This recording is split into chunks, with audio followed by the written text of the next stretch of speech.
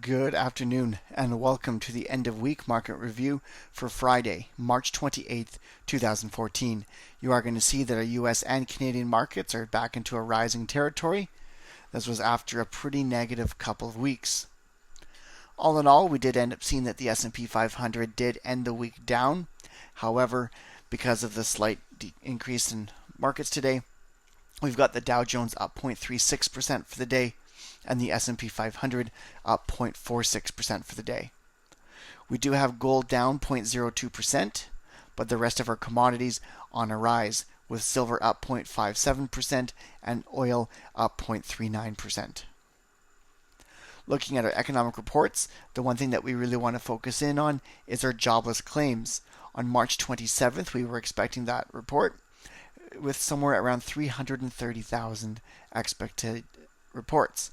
As a result, though, we end up with 311. So it actually turned out that we had fewer than expected. Definitely something that helped contribute to some more optimism in the markets. Now here we're looking at the S&P 500 on the daily chart. You're going to see that it's gone ahead and found some support at its 50 EMA as well as its previous cycle low. It's now working itself upwards where it'll be testing some overhead resistance.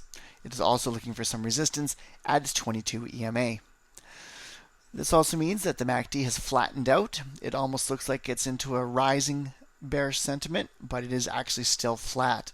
Though if we even have just a slight increase on Monday, we'll likely end up seeing it rise into a bullish territory. Looking at the S&P 500 on the weekly chart, you're going to see that we've definitely slowed down a little bit, but we still have plenty of room to some support levels. So if we do end up seeing a turnaround in the markets, we don't need to be too concerned. When you look at the weekly chart, you'll see that we've got lots of room to play with. Our TSX is also finding some support at the previous cycle low and is now looking for some overhead resistance at its previous cycle high.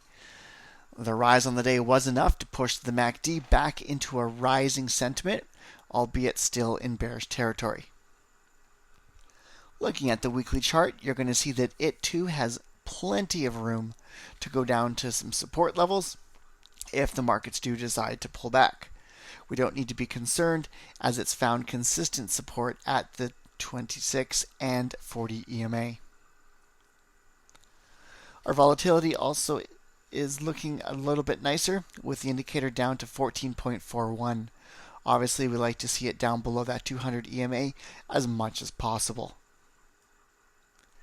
If you have any questions about anything that we've discussed, you could either send us an email or phone call. All of our contact information is on the screen. So with that said, this has been the end of week market review for Friday, March 28th, 2014. Ciao for now.